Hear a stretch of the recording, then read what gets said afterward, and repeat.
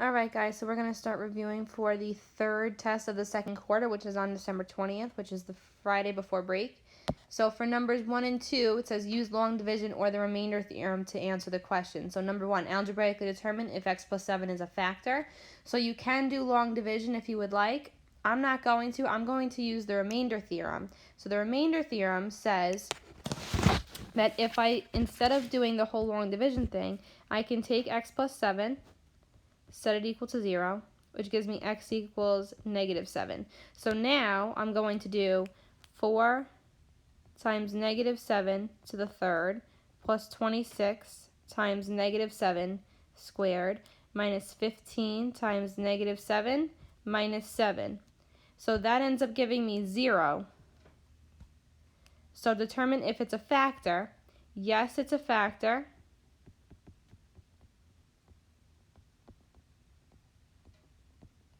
Because the remainder,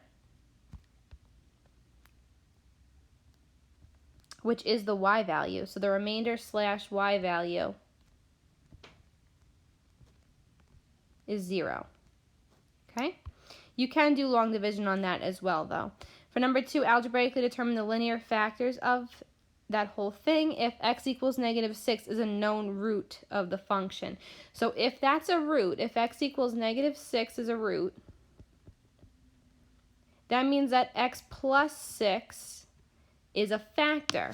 So if I do long division, it'll give me the other factor, and then I could break that apart. So I would do x plus 6 divided into 3x to the third plus 8x squared minus 68x minus 48. So I'm going to do long division on that. So 3x cubed divided by x is 3x squared. So when I multiply that back, I get 3x cubed plus 18x. I put that in x squared. I put that in parentheses and I subtract. 3 minus 3 cancels. 8 minus 18 is negative 10x squared minus 68x. So I do it again now. Negative 10x squared divided by x is negative 10x. I multiply that out. I get negative 10x squared minus 60x, parentheses, and subtract. Negative 10 minus negative 10 cancels. Negative 68 minus negative 60 is going to be a negative 8x. Bring down the minus 48. Negative 8x divided by x is negative 8. Multiply it back, I get negative 8x minus 48. Put that in parentheses and subtract, I get a remainder of 0. Which makes sense because we already knew that x plus 6 was going to be a factor because x equals negative 6 is a root. So now I know that this is really x plus 6 times 3x squared minus 10x minus 8. So I have two factors of the polynomial. The question, though, says to determine the linear factors, meaning x to the first. So this one's fine, this x plus 6, but now I have to do master product on this one to figure out what the other two linear factors are. So I have 3 times negative 8 is negative 24. Two numbers that multiply to be negative 24 but add to be negative 10 are going to be negative 12x and positive 2x. So this is 3x times x minus 4 plus 2 times x minus 4. So my other two linear factors are x minus 4 and 3x plus 2. And then I just write the other one with it as well, this x plus 6. For number 3 and 4, we have rational equations. So this was a little bit of a problem last test. So the difference between 3 and 4 and 5 and 6, for example, are that you're solving. So you want to get rid of the denominators altogether. So to do that, you're going to look and see, can I factor x minus 1? No. X minus 3? No. And x minus 1? No. So now I'm going to try to get rid of the denominator by using an LCD. So to cancel out an x minus 1, I need x minus 1. And to cancel out an x minus 3, I need an x minus 3 as well.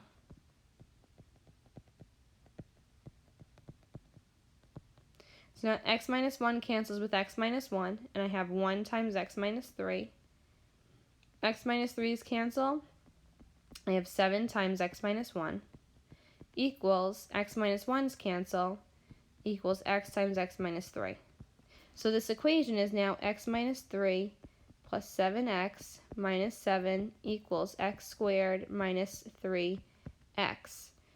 So on this side, this is 8x minus 10 equals x squared minus 3x, and then I set it equal to 0. You do master product, you end up with x minus 1 times x minus 10, which gives me x is equal to 1 and x is equal to 10. X is equal to 1 gets rejected because if I plug it into this x minus 1 denominator, I would get an undefined expression. For number 4, so this was more of one that was like what was on your last test. So I'm going to factor all of the denominators. So x plus 5 is done. 5 minus x is done. Equals 2x over x plus 5, x minus 5.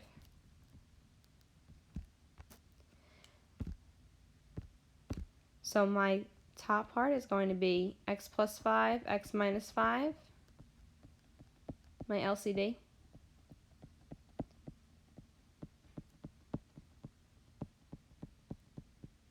And I see what cancels. X plus 5 cancels. I have 1 times x minus 5. 5 minus x and x minus 5 cancel to be a negative 1. So I have plus x times negative 1 times x plus 5. So I'm going to write this as negative x times x plus 5 equals just 2x. So x minus 5 minus x squared minus 5x equals 2x. 0 equals x squared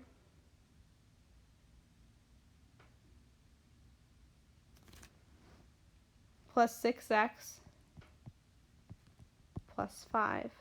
So I do master product. I end up with x plus 5 times x plus 1. So x equals negative 5 and x equals negative 1. X equals negative 5 gets rejected because if I do negative 5 plus 5 in the denominator, I end up with a 0. Number 5, we are just adding. So now we're not solving anything. So in order for you to add fractions, you need to have common denominators. So this is really 5x over x plus 8 plus 1 over x plus 8, x minus 8. So if I look at my denominators, they're almost the same except this side needs an x minus 8. So I multiply the top and the bottom by x minus 8. I get 5x squared minus 40x over x plus 8, x minus 8, plus 1 over x plus 8, x minus 8. And then I combine like terms. So 5x squared minus 40x plus 1 divided by x plus 8, x minus 8. Now the only other thing I could do here is try to factor the numerator to see if anything is going to cancel. However, 5x squared minus 40x plus 1 is not factorable, so I'm done. For number 6, so this side here, they're both, the bottoms are already factored. There's nothing you could do. So the left side is missing an x plus 2. And the right side is missing an x. So this is now I double distribute. I get 3x squared plus x plus 6x plus 2 over x times x plus 2. And I have minus x squared plus 7x over x times x plus 2. So I'm also now going to do keep change, change. So I'm going to keep everything in the first fraction. I'm going to make this plus negative x squared minus 7x. Minus 7x. So now when I combine like terms, 3x squared negative x squared is 2x squared. x, 6x, and negative 7x, those all cancel out, and then I still have the plus 2 divided by x times x plus 2. Now the only other thing, on the top, I could take out a 2, I'm left with x squared plus 1, which is not factorable, divided by x times x plus 2. And nothing cancels out, that's it. And now number 7, we have our multiplication and division. So multiplication and division is nice because you don't need common denominators. What you're going to do here is just factor everything. You're going to do keep, change, flip on the division over here. You're going to factor everything, see what cancels. So I'm actually going to rewrite this as times x squared minus 1 over x squared minus 6x plus 5. So now this changed into what I just wrote. So I factor everything. X squared plus 15x plus 56 is x plus 7 times x plus 8. Do master product on that. On the bottom, I take out a negative 1. I'm left with x plus 7 times 25 minus x squared is 5 plus x, 5 minus x, divided by x plus 5 times x plus 8 times x plus 1, x minus 1 over, this will be x minus 5 times x minus 1. And then I start to cancel things. So x plus 7 and x plus 7 cancel out. X plus 8, x plus 8. 5 plus x, x plus 5. Those are, I know that they look like opposites, but they're addition in the middle, so there's no negative 1 for that. X minus 1, x minus 1. And then 5 minus x, x minus 5 become a negative 1. And then you have this negative 1 here cancels with this negative 1 here. So on the top, I only have this x plus 1. And on the bottom, I don't have anything. So that's your answer.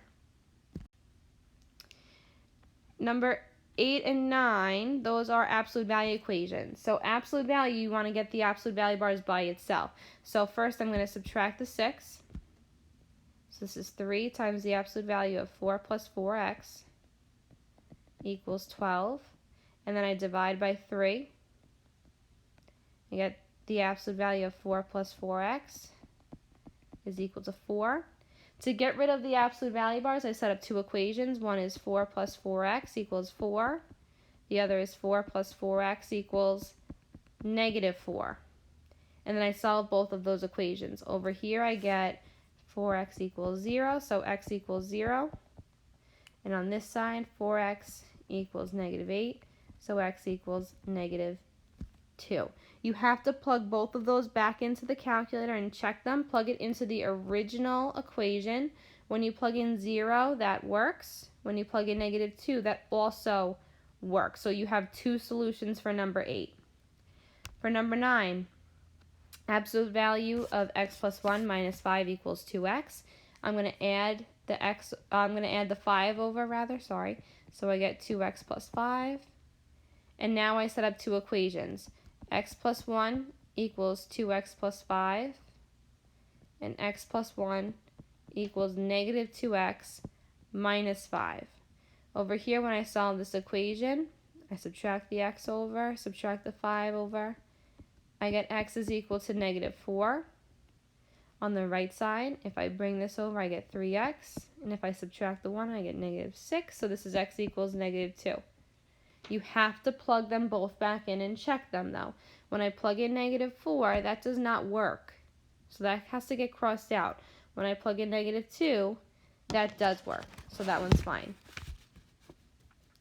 Numbers 9 through 12 are actually pretty quick because here I'm just asking you to evaluate piecewise functions. So you're just plugging in, you just have to make sure that you plug the number into the right function depending upon what the domain is.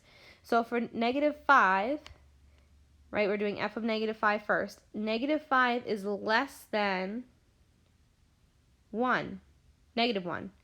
Negative 5 is less than negative 1, so I'm going to plug it into this first function. So for this, I would do this as 3x squared minus 8.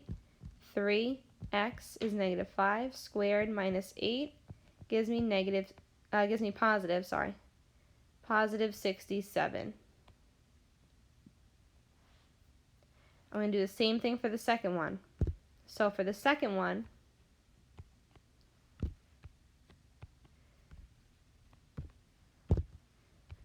I'm looking at -1.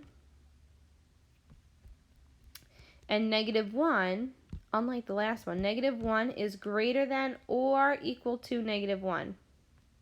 So I would do into the second function, 2 times -1 plus 4, which gives me 2. Okay. You also need to know, it's not on your review sheet, but you need to know how to graph a piecewise function. So we did a whole bunch of that this week. So what you need to do, what you can do, is if you go on to go to the worksheet that we did in class, you can regraph those graphs on graph paper, like your actual graph paper, not on the worksheet, and then you can check your answers to what you have on the actual paper, because I believe that we graph those on the worksheet in class. Number 12 is the average rate of change from -2 to 2. So for that one, I need to figure out, I know that -2 and 2 are my x values. I'm going to plug the -2 into the top function because -2 is less than -1. When I plug that in, I get 4.